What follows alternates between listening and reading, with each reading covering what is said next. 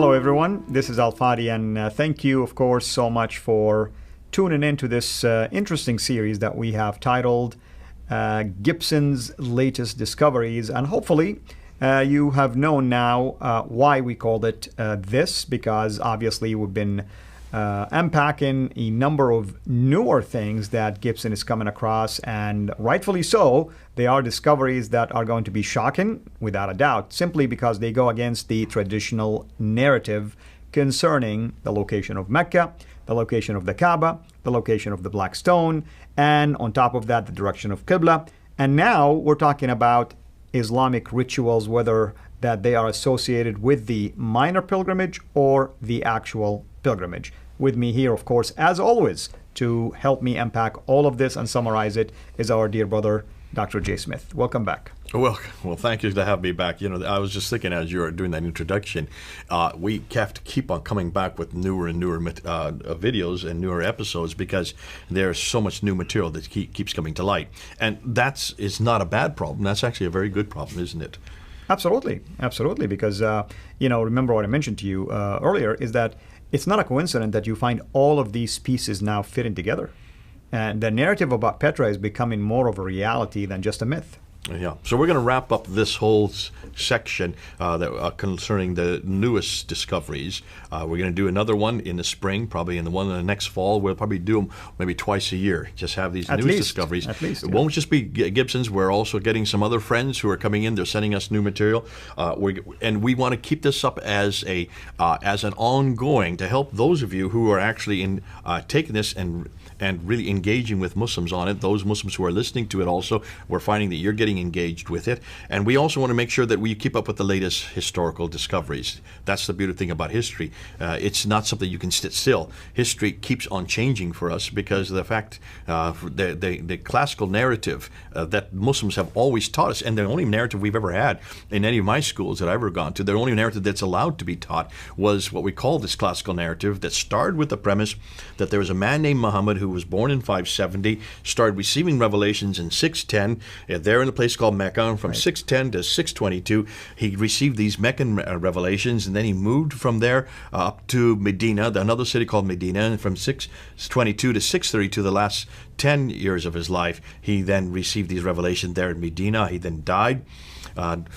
He took over Mecca by 630. He died in 632, some believe by poisoning. Abu Bakr takes over from 632 to 634. Umar takes over from 634 to 644. For the next 10 years, he is killed. Uthman takes over from 644 to 656. He is killed. Right. Ali, the adopted son of Muhammad, takes over, and he from 656 and he is killed to 661. He is killed by Muawiyah at the Battle of Siffin.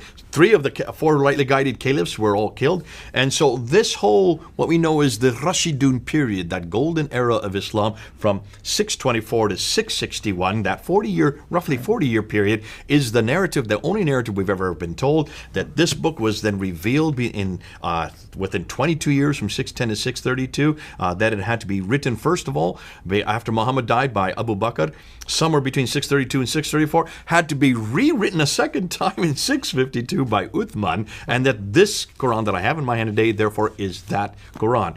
So all of this is the classical narrative, which we're now questioning because of historical evidence. And we had that whole discussion between King and Gibson, where Gibson was saying, well, let's hold on, let's stop. We're coming up with an awful lot of new material that's actually confronting that narrative, and I want to show you what I've discovered. And King gets really upset because this is his area of expertise, and he is the one that has the doctrine, and he is the world authority on the direction of prayer, the Qibla, and he is an authority on all these early mosques, though he only went to one of them. In this whole time that he did his whole career, he only went to one of them to look at what he was talking about. Here Gibson had been to over 100 of these mosques. He actually physically went there, and rather than just read books about it from the 9th, 10th, and 11th century, redacting it back to what they thought happened in the 7th and 8th, Gibson said, let's just go and see what's on the ground. And that's why it's fascinating as history now is getting revised. Why? Because of what we're finding on the ground. Gibson is helping us to revise the emergence part of it, the whole person of who Muhammad was, what he did, what happened, how Islam began. We're now finding does not make sense for a 6th and 5th, 7th century environment. it looks like that whoever this prophet is, whoever this one that was given this book, if it even was one man, that look, I would suggest, because of the fact that we are now at the same time asking the question about the emergence of Islam, we're also asking the question about the emergence of the Quran. And this is being done by the German school. This is being done by Dr. Dan Brubaker, who is now looking at the earliest manuscript, the first one to actually photograph all these manuscripts and start asking disturbing questions. He is doing to the Quran what Gibson is doing to the emergence of Islam. These are two historians, and one is a linguist, and the other, Dan Gibson, is a linguist in Arabic, but Dan Brubaker is a linguist in Arabic. But there's other people who've gone before them. You have Patricia Corona and Dr. Michael Cook, she herself reads and writes 15 languages, a real linguist in all of these archaic languages. They're looking at the Quran, they're looking at the emergence of Islam, they're looking at Mecca, and they're saying there's another story that doesn't fit the narrative that we have been told by Muslims. We thought for 1,400 years, it looks like only for 1,300 years. So it's that we're not to want to bring it together for. And now we're at that level where we're starting to do a no what if. This is what we think is happening. We think in happening in December that you have a man named Abdul Malik who wanted to create an Arab identity. In order to create that Arab identity, he had to create a prophet. He had to have a revelation. Because the Arabs did not have a prophetic line, did not have a revelation. The Jews and the Christians did. And they're their cousins through Abraham. So that's why he is the one that introduces Muhammad on the Dome of the Rock, introduces him on the coins, introduces him on the protocol. Once he introduces him, what does he have to do? He then has to give him a book, because the prophet must have a revelation. There is no book there, and that's why suddenly you see an enormous amount of different fragments. We haven't even got into that yet. Right. The fragments that suddenly appear, and then some bits of manuscripts. We're only talking about 1,400 years ago, so this is not very long ago, and these are written on parchment. Therefore, they're well preserved, but what's problem is not one of these fragments, not one of these manuscripts are complete, and not one of them come from the 7th century.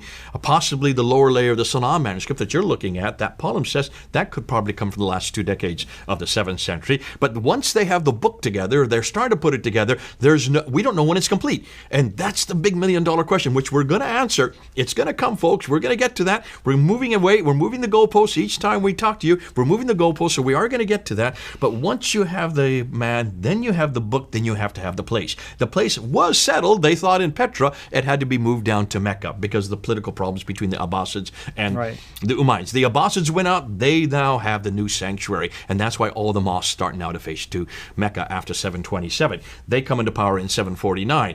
But then you've got the place. Then you've got to do something else. If you've got the man in the book, you've got to give him a history, don't you?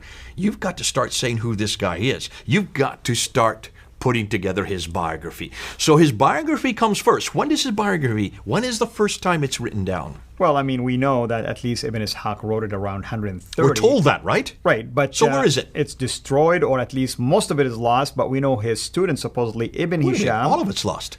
Around 180. No, basically. That's 765 is the... I should say 180 years later. Gotcha, okay. But who is the man that actually writes it down? It's Ibn Hisham, and he's not the student of Ibn Ishaq. He got it from the student of Ibn Ishaq. That's another lies. We keep being told that was his student and things like that. You look at the gap between them, man. How was he his student when there is such a big gap? 765 to 833. Exactly. But you can see, 833 he dies, and he is the first to write it down. 833, if Muhammad died in 632, that is a 200 years gap. And guess what? When he wrote it down, many of his contemporaries even doubted it because they felt like he inflated it and added his own genealogy in there. So another one was written later. Al-Waqidi. Al-Waqidi, yes, and exactly. Al-Waqidi is a lot more violent. In fact, when you look at Al-Waqidi's, that's why it's talks not about the campaigns. My goodness, it goes in the Maghazi document. Talk about Maghazi, it's campaign after campaign after campaign. If this man did exist, I have no doubt that he probably did exist. I have no doubt that we're going to find. In fact, we do have references to him in 634 and 660. The Doctrina Iacobi from 634. We have the Chronicles of Sabaeus from 660s. But these are not Arabs, these are Christians who write about this man. So I do believe it existed, but in none of those references is he a prophet. In none of those references does he have a Quran. In none of those references is he a Muslim. In none of the references is there a religion called Islam. And in none of those references is he from Mecca. Now, so you are starting to get his biography put together, and his biography is put together in 833, 200 years. That would make sense. And you can understand that there probably was something written by a man named Ibn Ishaq, but remember what Ibn Hisham said, I threw out what I didn't agree with. Already there's a censorship going on. Right. So you can see there's a censorship going on between 765 and 833. Right. That censorship makes sense if you're trying to create and you're trying to come up with a canonized text. Right. It looks like those who finally agreed with Ibn Hisham eradicated throughout everything that Ibn Ishaq said that they did not like, and they only retained that which Ibn Hisham agreed with. Even Al-Waqidi is not well accepted, who comes only 5 years later with his biography that has many differences between the two of them. Now, that's the biography. Then what do they have to do next? They then have to write the sayings. Now remember, what is the story about the sayings? What is Al-Bukhari given? How many is he given of these sayings? 600,000. At least, I think in one account I read 660,000. He himself discounted most of them, settled on 7,000. And out of that, 397. Yeah, and some How of much them is that are out of 600,000? repetition, you know? Well, when you get to repetition, it's only 1,450. But when you look at 7,397, that's just 2%. Exactly. Of the 600. He threw out 98%. And he said because they were fabricated. I mean, he admitted. Who says they're I mean, this is what it sounded to me. This is standardization at its worst. This, or at its best, you might say. This is censorship at its worst. Here is the importance of this. You see, when you start looking at history, history becomes important. Right now, there is an Islamic State being formulated, right? You need Sharia law. All of a sudden, Sharia law appears. But you need to justify your rulings. And who's better than to claim Muhammad said this? Muhammad did this. And that's where you get the fabrication, basically. Even now, let's look at that. Yeah. Remember, you have before every one of the akhbars, you have what they call an isnad, a list of names from which every tradition gives its authority from. These lists of names actually... A chain of narrations. Chain of narrations, so-and-so got it from so-and-so, who got it from so-and-so, who got it from so-and-so. We have in 820 a man named Shafi, who is the one who is the responsible for the Shafi laws of fiqh. Shafi'i, yeah.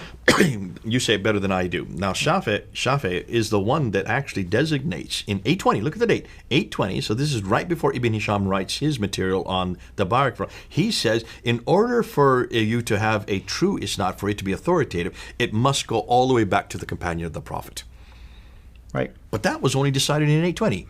And suddenly, according to Patricia Corona, when she writes about this, she says, and so does Cook write about this, she says what's fascinating is anything prior to 820 had all kinds of names. That suddenly from 820, the list completely changed. Right. How suddenly can someone in the early 9th century know what the list of names is all the way back to the companion of the Prophet? And how is it that all these lists suddenly include a companion of the Prophet? And most importantly, how can they preserve all of this in memory for 200 years?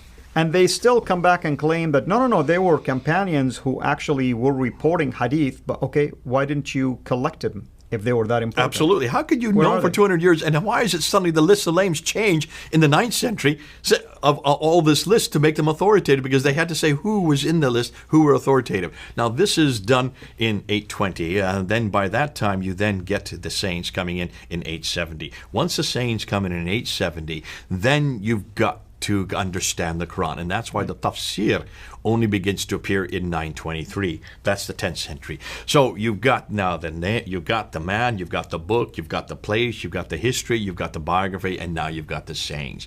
By 923, the 10th century, you finally have the Islam that we now know today. Absolutely. But that's 300 years too late. And folks, we are giving you a zoom into that new discoveries, this groundbreaking history, these facts that contradicts the traditional narrative. I hope you've enjoyed it.